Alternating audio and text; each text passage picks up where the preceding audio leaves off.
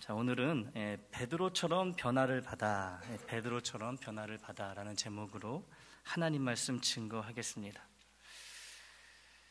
이 베드로가 예수님을 부인하는 이 사건, 이 장면은 이 신약 성경의 여러 사건 중에 예수님의 그 고난과 그 십자가 그 죽음 다음으로 참 우리에게 슬픔을 주는 그런 사건이 아닌가 생각을 해봅니다. 주님이 너무나 마음 아프셨던 이 사건이 바로 베드로가 주님을 3번 부인하는 이 사건이었거든요. 그래서 우리 인간의 이 나약함과 이 두려움 잘 보여주는 것이 베드로가 주님을 1번도 아니고 2번도 아니고 이 3번 완전히 부인한 이 사건이라고 할 수 있어요. 두려움. 예수님이 그 잡히시던 날 밤 이 겟세마네 동산에 계셨죠. 이 겟세마네 동산에서 체포당하십니다. 그리고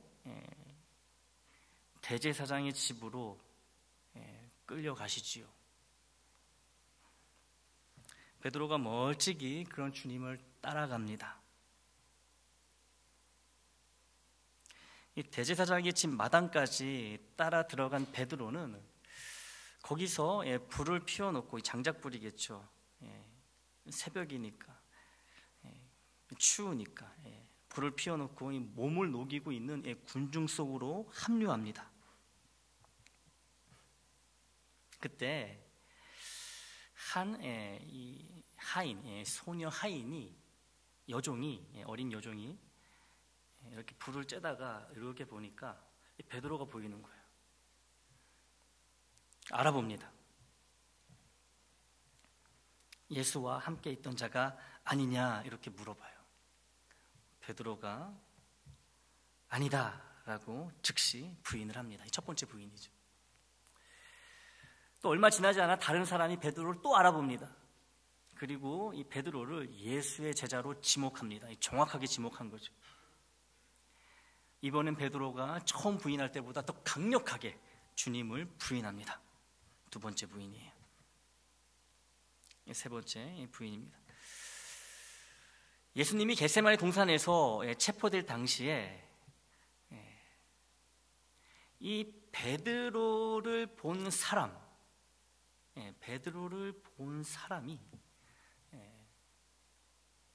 베드로에게 이야기를 하는 거예요. 베드로의 갈릴리 억양을 너 거기에 있었잖아, 너 맞잖아, 너 말투를 들어보니까 갈릴리 사투리 쓰는데 너 분명히 그때 거기 있었잖아, 예수와 함께 있었잖아, 너 예수의 제자가 맞잖아. 이 베드로가 큰 두려움과 이 절망에 빠져서 가장 강력하게 예수님을 모른다고 부인하면서 만약에 자기가 예수님을 안다면 자기에게 저주가 임할 것이라고 이렇게까지 예수님을 부인합니다. 이렇게 3번째 부인을 하고 나자 그 직후에 닭이 울면서 예수님의 예언이 성취가 되죠. 네가 오늘 밤 닭이 울기 전에 나를 3번 부인하리라. 그대로 성취가 됩니다. 누가복음에 따르면요, 이 순간에 닭이 울고 베드로가 예수님을 3번 부인한 그 순간에 누가복음에 따르면 예수님께서 고개를 돌려 이 베드로를 직접 바라보신다고 이렇게 언급하고 있어요. 이 베드로의 눈과 주님의 눈이 마주치는 거죠. 주님의 그 눈은 슬픔으로 가득 차 있었겠죠. 한편으로는 베드로에 대한 연민과 그런 이해도 그 주님의 슬픈 눈에는 담겨 있었을 것 같아요. 베드로의 마음을 꿰뚫어 보는 그 주님의 그 슬프면서도 내가 이미 다 알고 있었다 말하지 않았느냐. 이게 다 그 주님의 눈빛에 담겨 있었을 것 같아요. 베드로가 주님과 이 눈이 마주치자 주님이 본인에게 하셨던 3번 부인할 것이다라는 그 말씀을 기억하며 이 죄책감과 수치심에 휩싸인 채 대제사장의 집을 나와 초절하게 옵니다. 이 주님을 향한 베드로의 믿음은 파산해 버린 거예요. 파산.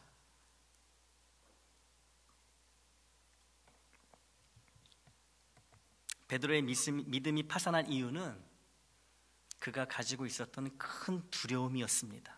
두려움. 자신도 주님처럼 잡혀서 고난과 핍박을 받게 될 것이라는 이 두려움 때문에 주님에 대한 믿음을 버렸던 것이지요. 두려움이 베드로로 하여금 주님을 3번 부인하게 만들었습니다. 마음에 있는 두려움. 예수님의 십자가의 죽음과 부활 이후 예수님과 베드로 사이에 매우 중요한 만남이 있었는데요. 요한복음 21장에 기록되어 있어요. 이 만남은 예수님께서 부활하신 후 베드로를 비롯한 다른 제자들에게 나타나신 이 사건으로요, 디베랴 바다, 즉 갈릴리 바다 그 해변에서 일어난 만남입니다. 베드로를 포함한 제자들은 밤새 낚시를 했지만, 고기를 잡았지만 밤새도록 열심히 그물을 던지고 고기를 잡으려고 시도했지만 성공하지 못했습니다. 한 마리도 잡지 못했어요. 예수님께서 이 해변가에 계신 예수님께서 배 오른쪽에 그물을 던지라고 말씀하시자, 또 그렇게 그 말씀대로 하자 베드로를 비롯한 이 다른 제자들은 많은 물고기를 잡게 됩니다. 기적과 같은 일이 일어나요. 그리고 이 일을 통해 예수님을 알아보게 됩니다.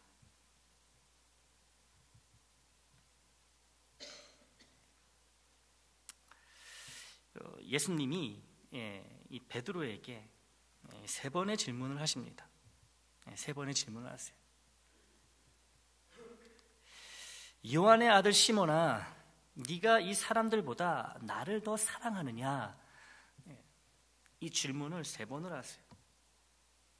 근데 이 말씀, 요한의 아들 시몬아, 네가 이 사람들보다 나를 더 사랑하느냐? 이 말씀에서 이 사람들보다, 그러니까 이 사람들이라고 번역되는 게 헬라어 원래 그 원어는요, 헬라어로 투톤이에요. 투톤인데 지시 대명사죠. 투톤. 영어로 하면 댐이에요. 댐. 이 헬라어 이 투톤은요, 여기서 남자들로 번역될 수도 있지만, 의미할 수 있지만, 베드로가 잡은 물고기들로도 해석이 가능합니다. 그러니까 이 사람들보다도 가능한 이 번역이고, 이 물고기들보다 나를 더 사랑하느냐, 이것도 가능하다라는 얘기죠. 그래서 오늘은 이 사람들보다가 아니라 이 물고기들보다, 네가 잡은 이 물고기보다, 이 물고기들하고 예수님, 내가 있는데 어느 걸 더 사랑하느냐, 이렇게 물어보시는 걸로 이해를 해보고자 합니다. 여기서 물고기들은 어부인 베드로의 삶과 생업을 나타냅니다. 이 어부잡이 일은, 이 물고기는 그의 생명이요 생업입니다. 그의 가족이 다 이 물고기에 달려있는 거예요. 물고기를 많이 잡아서 시장에 많이 갖다 팔면은 돈을 버는 거니까요. 그 생명이고 생업입니다, 말 그대로. 그러므로 네가 이 물고기들보다 나를 더 사랑하느냐는 주님의 이 질문은, 베드로야, 먹고 사는데 지장이 없고 안정된 삶, 그러나 나와 함께하지 않는 삶과 먹고 사는데 지장이 있더라도 나와 함께하는 삶, 불편한 삶, 참아야 하는 삶, 고난의 삶, 이 중 어떤 삶을 선택하겠느냐, 이런 의미로 받아들일 수 있다는 거죠. 불편하고 참아야 하고 고난도 받아야 하지만 그래도 너의 생업을 내려놓고 나와 함께하는 삶을 택하겠느냐, 이런 질문으로 우리가 이해할 수 있어요. 베드로가 즉각 긍정적으로 답하지요. 주님, 그러하나이다. 내가 주님을 사랑하는 줄 주님께서 아시나이다. 그러자 주님이 내 어린 양을 먹이라, 베드로에게도 답하십니다. 이 다 큰 양이 아니라 어린 양을 먹이라는 주님의 말씀은 믿음이 가장 어리고 연약한 자들이 믿음이 자라고 강해지도록 특별히 잘 돌보라는 그런 의미예요. 주님을 이 물고기보다, 너의 생업보다 지금 너에게 가장 귀한 것보다 나를 더 사랑한다면 내가 원하는 모습으로 변화되어 살아가라는 의미죠. 주님이 베드로에게 원하시는 것은 목양을 잘하라는 거예요. 주님이 또 물으시지요. 요한의 아들 시몬아, 네가 나를 사랑하느냐? 이 물고기들보다 이 생략이 됐어요. 하지만 같은 질문이죠. 같은 질문을 반복하십니다. 이번에도 베드로는 다시 한번 주님을 향한 자신의 사랑을 긍정적으로 즉시 대답합니다. 사랑한다고, 주님을 더 사랑한다고 대답해요. 이에 주님은 내 양을 치라고 응답하세요. 어린 양이 아니고 그냥 양을 치라고 하십니다. 어린 양뿐만 아니라 다 자라서 힘이 센 양, 늙어서 힘이 약한 양, 이 모두를 치라는 말씀으로 믿음이 어리고 약한 자들뿐만 아니라 믿음이 강한 자들, 믿음이 성숙한 자들도 계속 가르치고 돌보며 계속 성장하도록 도와줘야 한다는 그런 목양의 의미를 담고 있어요. 나를 사랑한다면 이렇게 살아가라는 주님의 말씀입니다. 그렇게 표현하라는 것이죠. 정말 나를 사랑한다면 내가 너에게 원하는 대로 살아가라. 변화된 모습으로 살아가라. 세 번째도 동일한 질문을 하십니다. 근데 이번에는 베드로가 대답하기 전에 근심을 해요. 괴로워합니다. 대답하기 전에. 왜 근심할까요? 그가 주님을 3번 모른다고 부인했던 그때 그 장면이 떠올랐기 때문에 그런 거예요. 첫 번째 물어보시고 두 번째 물어보실 때는 잘 몰랐어요. 근데 3번째 물어보시니까 머리에 띵 하고 오는 거예요. 내가 주님을 3번 부인했지. 괴로운 거예요. 주님이 다 알고 물으시는구나. 너무너무 힘든 거예요. 아픈 거예요. 그러니까 근심합니다. 대답하기 전에.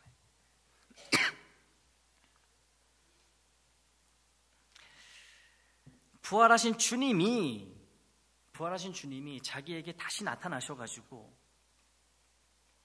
질문을 하시는데 자신이 3번 부인했던 그 장면을 떠오르도록 의도적으로 이 질문을 하시니까 자신이 그 두려움 때문에 주님과 엮이게 되면은 자신도 주님처럼 핍박받고 죽을지도 모른다는 그 두려움 때문에 주님을 철저히 모른다고 부인했던 이 자신의 이 연약함과 자신의 이 비겁한 모습이 생생하게 되살아나는 거예요. 그러니까 근심이 되는 거죠. 너무너무 괴로운 거예요. 그래서 이렇게 답합니다. 주님은 모든 것을 아시며 내가 주님을 사랑하는 줄을 아십니다. 이렇게 답하고 있는 거예요. 모든 것을 알고 계시잖아요. 하지만 주님, 그럼에도 나는 주님을 사랑합니다.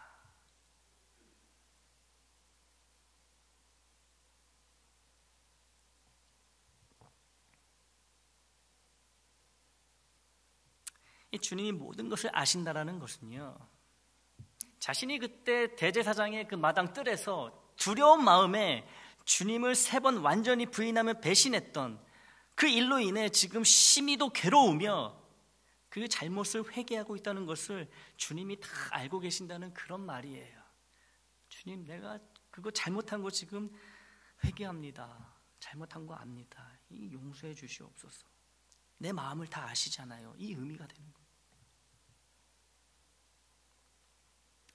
또 내가 주님을 사랑하는 줄을 아십니다라는 베드로의 이 대답은 내가 앞으로는 주님 때문에 겪게 되는 그 어떤 두려움이 있을지라도 주님을 다시는 이전처럼 부인하지 않을 것도 알고 계십니다. 주님이 이미 그런 의미가 되는 거예요. 그러니까 회개와 용서와 이 회복과 이 결단이요, 이 대답에 지금 다 담겨 있는 거예요.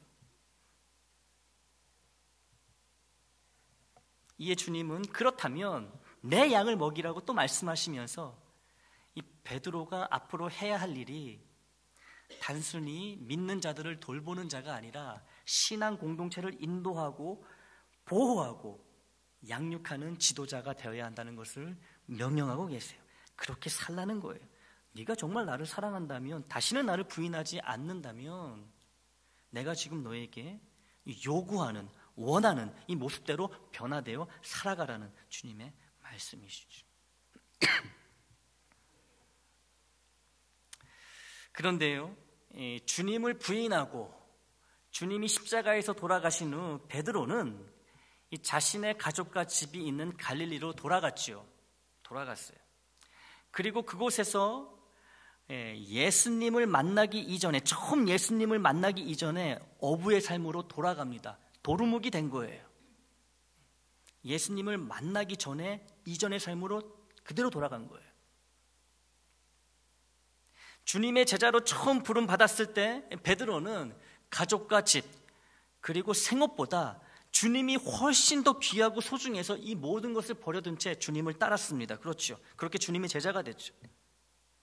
모든 것을 버렸지만 대신 베드로는 주님을 얻었어요. 그래도 후회하지 않았고 오히려 행복했습니다. 그러나 주님을 부인하고 주님의 죽음 이후 돌아온 갈릴리에서 베드로는 그가 다 버렸던 집과 가족, 생업으로 다시 돌아갔어요. 모든 것을 다시 얻었지만 베드로의 삶은 주님이 없는 삶이 되어 버렸습니다. 주님을 얻기 위해 모든 것을 내려놓았던 갈릴리 바다 바로 그 자리에서 베드로는 그가 내려놓았던 모든 것을 다시 집어 들었어요. 그러나 그의 삶에 주님은 더 이상 계시지 않았습니다. 주님을 처음 만나기 전 삶으로 돌아가 고기를 잡고 있는 베드로에게 이번에도 주님이 먼저 찾아오셨던 것이죠. 부활의 주님이 처음 베드로를 만나실 때도 먼저 찾아오셨듯이 지금 이 주님이 돌아가시고 또 주님을 부인하고 주님이 부활하신 건 알지만 도저히 다시 주님의 제자가 될 용기가 없는 자기 자신에게 실망해서 다시 갈릴리로 돌아와 원래 자기의 그 생업으로 돌아가 있는 이 베드로, 하지만 주님이 없는 삶을 살아가고 있는 베드로에게 이번에도 부활의 주님이 먼저 찾아오셨다는 것이죠. 찾아오시는 거예요. 오랜 시간 고기잡이로 허기가 진 베드로를 위해 손수 물고기를 구우시고 떡을 준비하십니다. 여러분 오늘 그 주보 표지 보셨어요? 이 구운 생선하고 이게 이 빵이죠. 여기서 나오는 거예요. 그래서 여러분 이 주보를 딱 보면은 말씀이 이거였지. 기억을 하시기 편할 거예요. 한번 잘 보시기를 바랍니다. 이렇게 직접 물고기를 손수 숯불에 구우시고 또 따끈하게 또 떡을 데펴놓고 이 베드로와 이 다른 제자들을 기다리고 계시는 거예요. 먹으라고, 배고프니까 주려고. 그런데요, 주님이 물고기와 떡을 베드로에게 먹이신 중요한 이유가 있습니다. 왜 물고기와 떡이었을까? 떡과 포도주라든가 왜 물고기와 떡이었을까? 그것은 베드로로 하여금 오병이어의 기적을 기억하게 하시려고 또 의도적으로 물고기와 떡을 준비하시고 먹이셨다라는 것이죠. 오병이어의 기적이 뭐죠? 물고기 2마리와 보리떡 5개로 5,000명을 먹이시고 또 12강주리가 남은 그 기적이죠. 그 사건이죠. 여러분, 주님이 없는 베드로에게 이제 가장 중요한 것은 먹고 사는 일입니다. 먹고 사는 일이에요. 주님과 같이 있을 때는요, 먹고 사는 일로 걱정한 적이 없어요. 항상 주님이 채워주셨기 때문에 한 번도 먹고 사는 걸로, 먹는 걸로 걱정한 적이 없는데, 이제 주님이 없으니까, 주님이 없는 삶을 살아가니까 이제 이게 가장 중요한 일이 되었다는 거죠. 생업. 이 베드로의 주인은 예수님에서 물고기를 잡아 생계를 이어가는 어부의 일로 변한 거예요. 베드로의 주인은 이제 주님이 아니라 이 생업, 고기 잡는 일이 그의 주인이 되었다는 것이죠. 그런데 부활하신 우리 주님은 베드로가 다시 예수님을 자신의 주인으로 삼게 되기를 원하고 계신 거예요. 다시 주님을 자신의 주인으로, 주님을 따르는 삶을 살게 되기를 원하고 계신다는 것이죠. 육신의 떡이 주인이 되는 삶이 아니라 주님의 말씀 같듯이 가장 귀한 것으로 여겨지는 삶을 베드로에게 원하고 계신 거예요. 부활의 주님이. 주님은 베드로가 다시 변화되기를 원하고 계십니다. 주님이 주신 물고기와 떡을 받아 먹으며 베드로는 주님의 제자로 살았을 때 주님 안에서 부족함이 없었던 것을 떠올렸을 것입니다. 먹고 사는 문제보다 더 중요한 것이 주님을 따르며 주님과 함께하는 것이라는 것을 다시금 깨닫기 시작했을 거예요.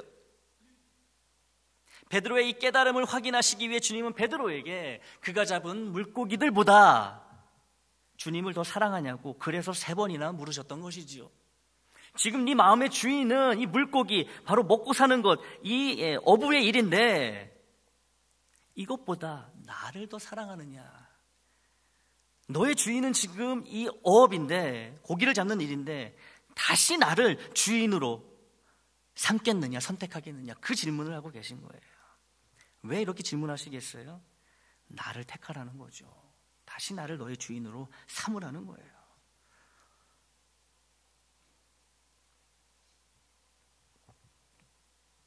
그리고 베드로는 3번의 질문에 모두 다 주님을 더 사랑한다고 답했습니다. 주님으로부터 3번의 질문을 받고 주님께 3번의 답변을 드리면서 베드로는 주님의 부활을 믿지 못해 주님을 3번이나 부인했던 자신의 믿음 없음을 회개하였고, 그렇게 주님의 용서를 받았으며 지난날의 실패로부터 완전히 회복되었습니다. 두려움에서 벗어나게 된 거예요. 이 사건 이후 베드로는 완전히 변화된 삶을 살아갑니다. 사람이 180도 변해요. 180도. 주님 때문에 고난과 어려움을 당할까봐 너무 두려워서 주님을 부인하며 주님이 없는 삶으로 되돌아갔던 베드로의 변화된 모습을 보여주는 일들이 여럿 있지만 그 중에 하나를 살펴보겠습니다. 베드로가 이렇게 두려워서 비겁하게 주님을 부인했던 이 베드로의 모습이 완전히 변화된 것을 보여주는 사건들이 여럿 있는데 그 중에 하나를 보겠습니다. 사도행전 2장 14절에서부터 41절에 나오는 말씀인데요. 여기에는 오순절에 베드로가 사람들 앞에서 전했던 이 설교가 기록되어 있습니다. 베드로의 설교가 기록되어 있어요. 이 오순절 설교 사건은 아마도 베드로의 변화에 대한 가장 직접적인 증거가 될 것입니다. 베드로가 다른 11명의 사도들과 함께 서서 오순절 절기를 기념하기 위해 예루살렘에 모인 많은 군중들에게 설교를 합니다. 그 자리에는, 그 군중들에는 얼마 전 예수님을 십자가에 못 박으라고 소리쳤던 자들과 주님을 직접 빌라도의 손에 넘겨 주님을 십자가에 못 박아 죽인 유대 종교 지도자들도 있었을 거예요.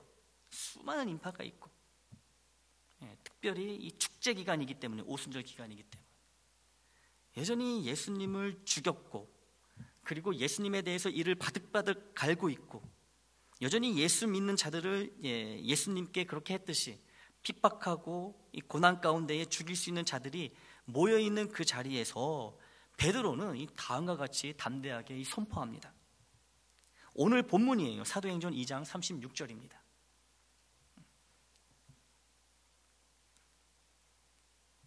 없나요, 화면? 사도행전 2장 36절. 네, 우리 한번 이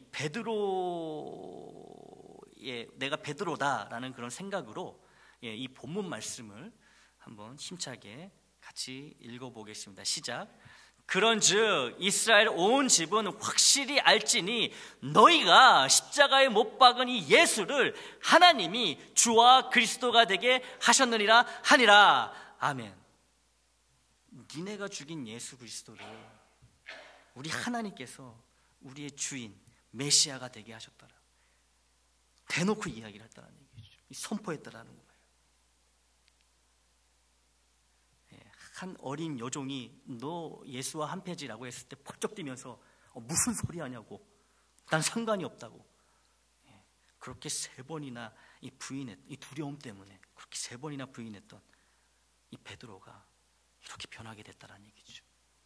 부활하신 주님이 찾아오셔가지고 3번의 질문을 통해가지고 그가 회개하고 용서받게 하시고 또 치유받게 하심으로써 완전히 변화된 사람으로 바꾸셨다라는 거예요. 베드로의 이 강력하고 담대한 설교는 단 하루 만에 약 3,000명의 회심자와 그리고 세례자를 만들어냅니다. 3,000명. 이 주님 때문에 너무 두려워했던 이 베드로가 이제는 주님 때문에 이 담대해지는 이 놀라운 변화를 거기에 있는 많은 사람들이 직접 목격했다라는 거예요. 깜짝 놀랐을 거예요. 깜짝 놀랐을 거예요.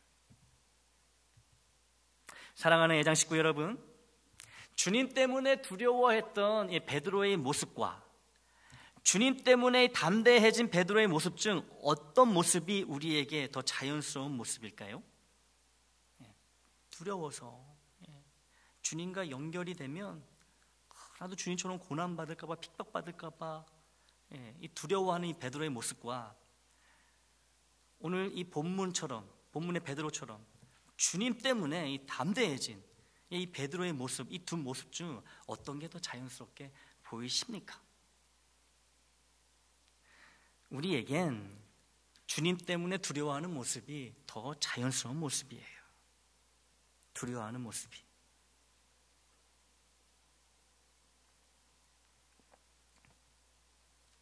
주님 때문에 담대해진 모습이 우리에게 더 자연스러운 것이라면 주님의 말씀대로, 주님이 바라시는 대로 살아가야 되겠지요. 그렇죠. 하지만 애석하게도 우리는 주님의 말씀대로, 주님이 바라시는 대로 자연스럽게 살아가지 못합니다. 이게 우리의 현실이에요. 말씀을 열심히 듣고 기도를 열심히 해야 겨우 주님의 말씀과 뜻대로 살아갈 수 있다는 것을 누구보다 내 자신이 잘 알고 있지 않습니까? 주님이 바라시는 대로 잘 살지 못하여 순종보다는 불순종이 내 몸 안과 밖에 더 많은 이유는 내 안에 두려움이 아직 많이 남아있기 때문에 그래요. 이 말씀은 이래서 못하고 저 말씀은 저래서 못하고 내가 이럴 수밖에 없고 또 저럴 수밖에 없다고 그럴싸한 핑계를 대는 것이 내 딴에는 괜찮게 보일지 몰라도 실은 내가 두려움 많은 겁쟁이라는 것을 시인하는 것에 지나지 않습니다. 주님의 말씀대로 행할 때 나의 성질을 죽이고 나의 욕심을 내려놓고 편함보다는 불편함을 감수해야 하고 칭찬보다는 오해를 받아야 하고 이런 게 싫은 거예요. 보다 정확히 말하면 주님의 말씀대로 살아갈 때 내가 겪어야 하는 불편함, 오해, 수고, 희생, 헌신이 두려운 것이지요. 이게 두려운 거예요. 아무리 겉으로는 담대한 척, 용감한 척, 누구의 눈치도 안 보는 척 당당하게 살더라도 말씀대로 살지 않는 사람은요, 결정적인 순간에 그 두려움이 비겁한 모습으로 드러나게 되어 있어요. 아주 비열한 모습으로 드러날 수밖에 없어요. 두려움이 있는 사람은. 아무리 감추려 해도 아닌 척 연기를 해도 이 두려움이, 마음에 있는 두려움이 주님 때문에 털끝 하나 이 손해보고 싶지 아니하는 이 두려움이 이 비겁이라는 다른 모습으로 반드시 드러나게 된다는 것이죠. 여러분, 본인만 모르는 거예요. 티나지 않겠지. 나는 항상 당당하게 보이고 나는 항상 용감하게 보이겠지. 본인만 몰라요. 본인이 얼마나 비겁하게 보이는지. 그런데 우리는요, 모두 예외 없이 이런 두려움과 비겁에서 벗어나야 합니다. 다 똑같이 두려움이 많은 자들이고 다 비겁하기 때문에 그래요. 주님을 위해서 살아가려고 할 때 뭐 이렇게 겁나는 게 많은지, 뭐 이렇게 결정적인 순간에 이렇게 비겁한 모습으로 이렇게 나타나게 되는지 다 그래요. 다 우리 함께 벗어나야 됩니다. 여전히 우리는 주님의 유익보다 나의 유익이 더 귀합니다. 훨씬 더 귀해요. 주님의 유익과 기쁨을 위해 나의 유익과 기쁨을 버리고 포기해야 하는 것이 너무나 두려운 거예요. 이 무섭기까지 한 거예요. 싫은 정도가 아니고 무서운 거예요. 두려운 거예요. 그래서 나의 유익과 기쁨을 위해 하는 일이면서 마치 주님을 위한 일인 양 속이며 아주 비겁한 모습을 보인다는 것이죠. 내가 좋으면 주님도 좋은 거 아니겠어? 이러면서 내가 주님의 입맛에 맞춰 사는 것이 아니라 주님을 내 입맛에 맞춰 조종하려고 한다는 것이지요. 내가 좋아서 하는 일이면서 주님을 위해서 하는 거라 그러고, 내가 원해서 하는 거면서 교우를 위해서 하는 거라 그러고. 두려움이 있어서 그래요. 두려움이. 정말 이 주님을 위해서 헌신하고 내려놓아야 되는 것, 그래야만 주님을 섬길 수가 있고 교우를 섬길 수가, 교회를 섬길 수가 있는데, 그게 싫은 정도가 아니라 무섭고 두려우니까요, 자꾸 비겁한 모습으로 드러난다는 것이죠. 차라리 나 믿음 없어, 나 원래 이렇게 부족한 사람이야, 이러면 차라리 나을 수 있어요. 근데 믿음 있는 척, 온갖 그 믿음 있는 척은 다 하면서, 아닌 척 하면서 드러나는 모습은 뭐예요? 참 비겁하고 비열한 모습이 드러난다는 거죠.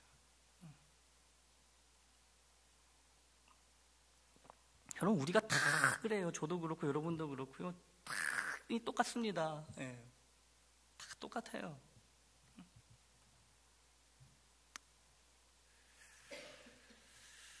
그런데 문제는요, 우리가 베드로와 다르다는 거예요. 베드로는 부활의 주님이 오셔가지고 3번 질문할 때 본인이 뭘 잘못했는지 정확하게 알고 마음으로 회개하고 용서받고 완전히 변화를 받습니다. 근데 우리는요, 주님을 만나더라도, 우리 예배하는 게 주님 만나는 거 아니겠습니까? 기도할 때 주님 만나는 거 아니겠어요? 말씀할 때 주님 만나는 거 아니겠어요? 근데 우리는 우리의 두려움과 비겁함에 대해 죄책감도, 괴로움을 못 느낀다는 거예요. 이 베드로하고 우리하고 다른 점입니다. 우리 중 그 누구도요, 베드로를 우습게 말할 수 있는 사람은 없어요. 베드로는 훌륭한 사람입니다. 자신의 죄를 깨닫잖아요. 부끄러워하고 근심하고. 근데 우리는 뭐예요? 뭐 아무런 죄책감이 없는 거예요. 뭐 근심하지도 않아요. 나의 두려움과 비겁함에 대해서. 이게 여러분 정말 심각한 겁니다. 우리가 겪고 있는 심각한 영적 중병이에요. 중병. 범죄함으로 인한 괴로움을 느끼지 못하면요, 회개는 있을 수가 없고 용서는 더더욱 있을 수 없습니다. 여러분, 그냥 용서해 주실 거면 왜 우리 보고 회개하라 하시고, 주님을 왜 십자가에 못 박으시고 하나님이 하셨겠습니까? 우리는요, 양심이 살아있는 신앙인이 되어야 돼요. 양심이 살아있는 신앙인.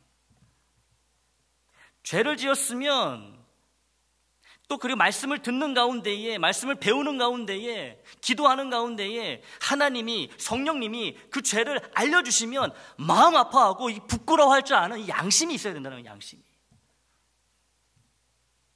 그래야 하나님께 자복하며 회개할 수 있고 용서를 받을 수 있어요. 죄를 지어도 아파하지 않고 부끄러워하지도 않으면 내 눈에 들어있는 두려움과 비겁함의 들보는 계속 두꺼워져 갑니다. 근데 그럴수록 남의 눈에 있는 두려움과 비겁함의 티끌과 같이 현미경으로 봐야지 아주 겨우 보일 만한 다른 이의 두려움과 비겁함은 들보처럼 내 눈에 보인다는 거예요. 그래서 막 정죄를 남발하는 거예요. 내 눈에는 그냥 막 두려움과 이 비겁함의 이 들보가 그냥 가득 차가지고 이 눈동자가 보이지도 않는데, 그러면서 다른 이의 어떤 그런 그 허물, 두려움과 비겁함은 정말 돋보기를 갖다 대고 봐야지 겨우 보일 정도인데도 정확하게 막 보면서요, 막 정죄한다는 거예요. 정죄한다는 거예요. 여러분, 이 내 눈을 이렇게 가리고 있는 이 두려움과 이 비겁함의 이 들보를 어떻게 하면 좋을까요? 이거 어떻게 하면 뽑을 수 있을까요? 그냥 탁 뿌리채 그냥 뽑아버릴 수 있을까요? 나의 힘으로는요, 절대 뽑을 수가 없어요. 주님만이 뽑아주실 수 있습니다. 주님밖에 없어요. 주님만이 두려움 많은 겁쟁이인 나를 담대한 나로 변화시킬 수 있습니다. 주님만이 하나님의 말씀 앞에서 비겁해지고 추해지는 나를 당당한 나로 변화시킬 수 있다는 거예요. 주님만이, 오직 주님만이. 너무나 다행이고 감사한 것은 주님이 이런 나에게 항상 먼저 찾아오시고 먼저 손을 내미신다는 것입니다. 베드로에게 하셨듯이.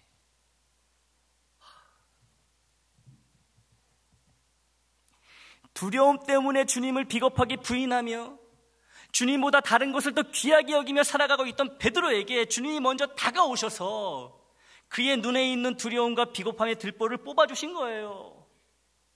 베드로를 기꺼이 용서하시고자 하는 사랑으로 주님은 베드로를 찾아오셨던 것입니다. 이미 오실 때부터 마음속에 베드로를 용서하시고자 하는 그런 마음, 긍휼의 마음, 사랑의 마음으로 찾아오셨다는 것이 우리에게 오실 때도 마찬가지라는 거예요. 그리고 베드로에게 회개와 용서 그리고 회복으로 이어지는 세 개의 질문을 하시지요. 베드로가 회개를 하고 용서를 받으며 지난날의 실패와 상처로부터 회복을 받습니다. 주님 때문에 두려워하고 비겁했던 베드로가 이제는 주님 때문에 용감하고 담대한 오늘 본문의 그 설교자의 모습으로 변화를 받았던 것이지요.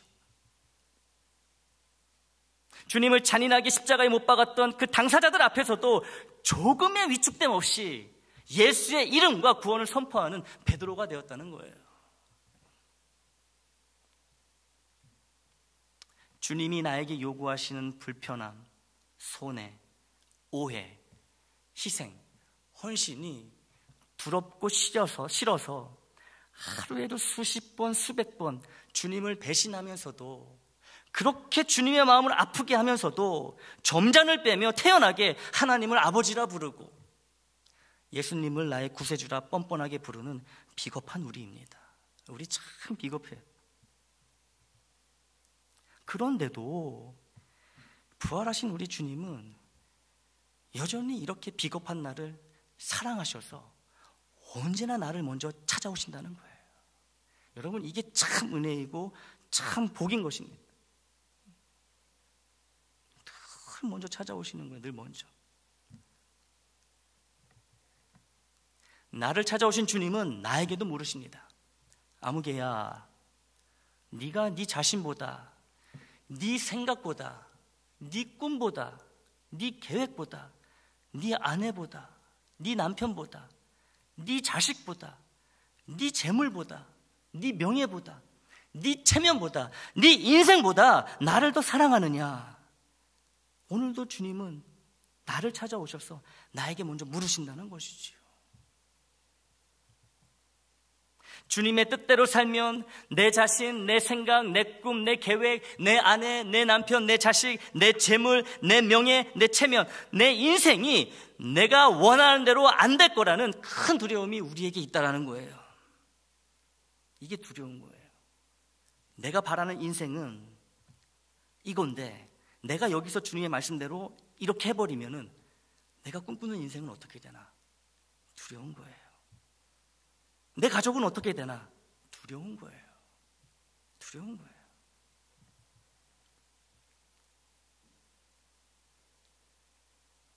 주님의 뜻대로 안 되더라도 내 자신, 내 생각, 내 꿈, 내 계획, 내 아내, 내 남편, 내 자식, 내 재물, 내 명예, 내 체면, 내 인생을 내가 바라는 내 뜻대로 지키며 유지할 수 있다면 주님을 3번이 아니라 30번, 300번도 부인하며 배신할 수 있고 누가 비겁한 자라 손가락질해도 전혀 신경 쓰지 않는 이런 영적 마비 상태에서 우리는 속히 벗어나야 합니다. 여러분. 벗어나야 돼요.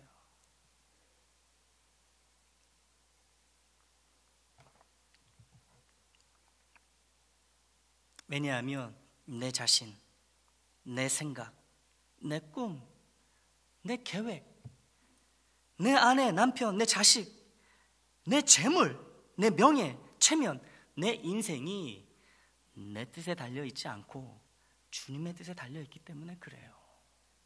그러니 우리는 비겁함과 두려움에서 벗어나야 되는 것이지요. 나를 가장 사랑하시는 이 부활의 주님은 끊임없이 나를 계속 찾아오십니다. 끊임없이 찾아오세요. 그리고 계속해서 질문하십니다. 나를 계속 찾아오셔서 계속 질문하시는 주님께 이 베드로가 그랬던 것처럼 주님 그러하나이다, 내가 주님을 사랑하는 줄 주님께서 아시나이다 라고 계속해서 대답하는 우리가 되기를 축복합니다. 나를 위해 죽음에서 다시 살아나신 부활의 주님을 내가 정말로 믿고 있다면 우리는 주님을 가장 사랑한다고 고백할 수밖에 없는 줄 믿어요. 내가 바라지 않는 방향으로 주님의 뜻이 이루어진다 하더라도 베드로가 그랬듯이 이를 두려워한다거나 비겁해지지 않고 담대하게 주님의 뜻을 붙들고 주님을 끝까지 신뢰하며 주님의 이름으로 담대하고 용감하게 복음의 삶, 위로의 소망의 삶, 능력과 승리의 삶을 살게 될 줄 믿습니다. 말씀 앞에서 두려워하고 비겁해지는 나이지만 그럼에도 나를 매번 찾아오시는 부활의 주님께 그 무엇보다 그 누구보다 주님을 가장 사랑한다는 대답을 드림으로써 지난날의 죄를 회개하여 용서받고 죄의 상처와 짐으로부터 회복되며 베드로처럼 변화를 받아 주님을 위해 점점 더 담대하고 용감하게 살아가는 저와 여러분이 되기를 주님의 이름으로 축원합니다.